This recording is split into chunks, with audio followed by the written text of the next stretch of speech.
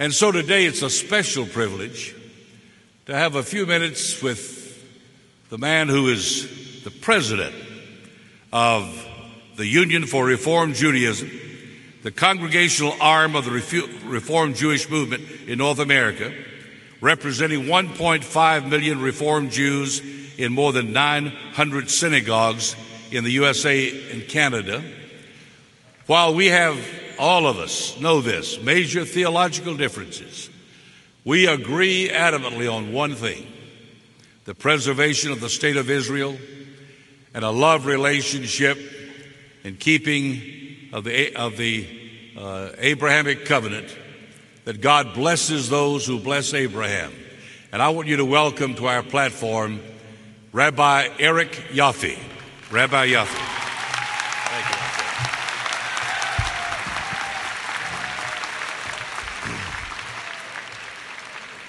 Thank you, Reverend Falwell, for your gracious invitation. I'm honored to address the students of this great university. I stand before you, as the Reverend said, as the leader of the largest Jewish religious movement in America, consisting of 920 congregations and 1.5 million Jews. While we have our differences, to be sure, as religious Americans, there is much that we share at this critical moment in our country's history. First and foremost, we share a profound commitment to the security and well-being of the State of Israel.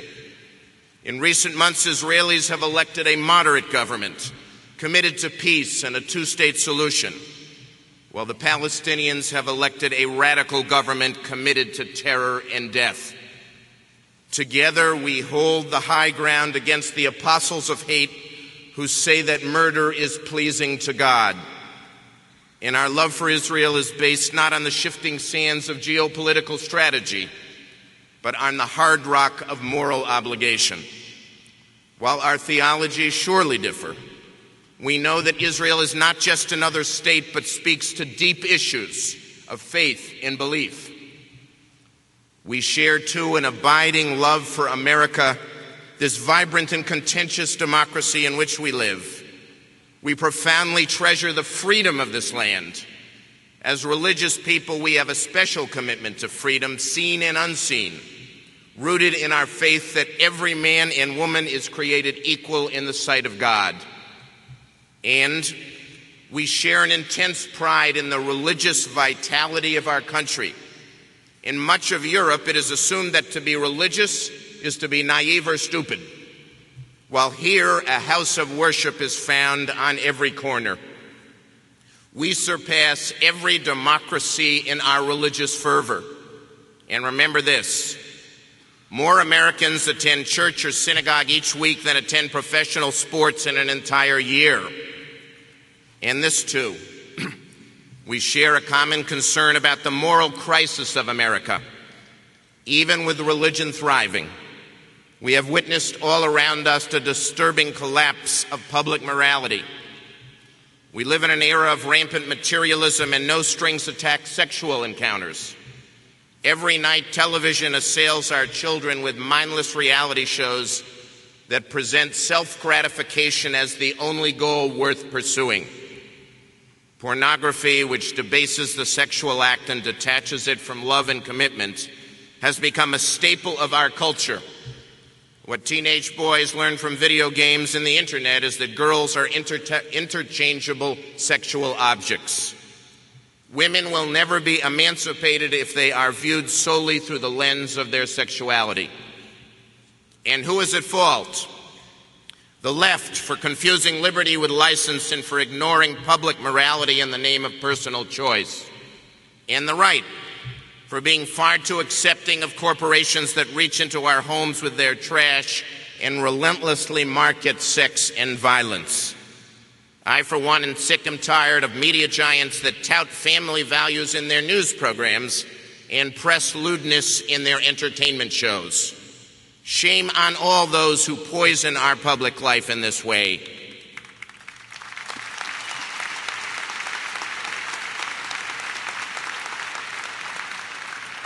It is understandable, perhaps, that we may feel victimized and under attack and look for quick fixes.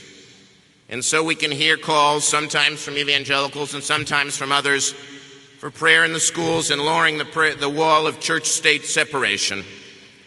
But let us beware of simple answers. As a Jew, I don't like it when other Jews find an anti-Semite under every bed. I don't believe that Judaism is seriously imperiled.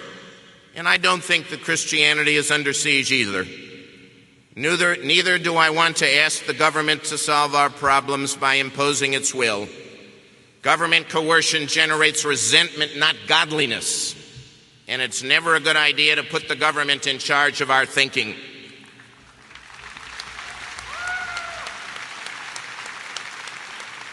I prefer to rely on the wisdom of the Founding Fathers. They were religious people who wanted God in public life. But they thought that religion must be a unifying force in America. They did not want government to be an agent of religion, and they refused to use sectarian language or images. It was they who authored the First Amendment, the noble sanctuary of our most precious freedoms.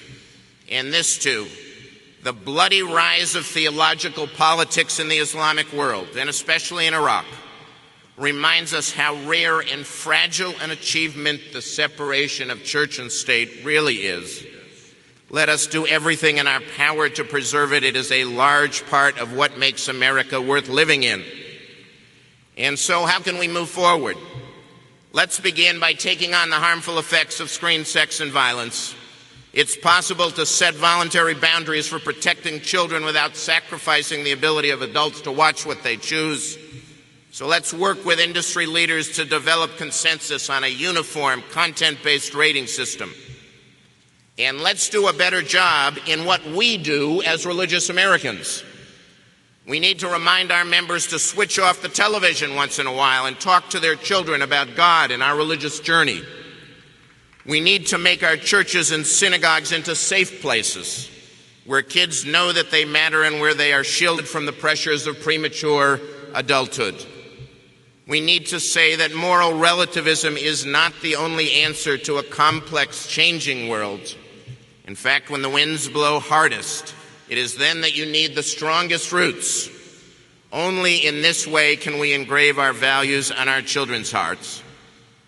And we can do all of this without papering over our very real differences. Your religious tradition prohibits abortion. My religious tradition permits it in some cases, forbids it in others, but believes that every woman must prayerfully make the final decision for herself. You oppose gay marriage while we believe in legal protection for gay couples. We understand your reading of the biblical texts, even if we may read those texts in a different way. But gay Americans, in our view, pose no threat to their friends, neighbors, or co-workers. And when two people make a lifelong commitment to each other, we believe it is wrong to deny them the legal guarantees that protect them and their children and benefit the broader society. But as significant as these differences are, my hope is that they will not overwhelm us. We need less anger and more thoughtful reflection, less shouting and more listening. Even when we disagree, let's do so without demonizing each other. I can discuss these issues and believe what I believe without calling you a homophobic bigot. And you can do the same without calling me an uncaring baby killer. Let's promote respect for each other's religious tradition, and let's work for civility in public debate. And where we can, let's build bridges, find shared values, and join together in common cause. Indeed, this has already begun. American evangelicals are a major force for human rights here and abroad. You support Christian minorities in China, North Korea, and Saudi Arabia. And in fighting for Christians, you fight for everyone. You also do battle against the slaughter in Darfur, against the trafficking of women into sexual bondage, and against the horrors of malaria and HIV. And you're now turning your attention to issues of world poverty, debt relief, and global warming. In these battles, we are your allies. I hope that we can strengthen and expand that alliance, extending our hand wherever we can to the widow and the orphan, the stranger and the needy, all of whom the Bible tells us are blessed of the Lord. And I am optimistic that we can do this. Because in these matters, ours is not an alliance of politics, but a faith that America, the most religiously diverse country in the world, is a place that gives a fair shake to all. Faith that God has summoned us to build a world that is less random and capricious, more equitable and humane. Faith that despite the temptations of the marketplace, we will not forget the moral vision that came forth from Zion.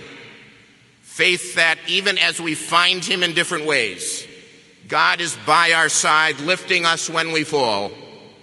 Faith that the possibilities of happiness and fulfillment are always with us, if only we would open our eyes and give God our thanks. God bless you, and God bless America.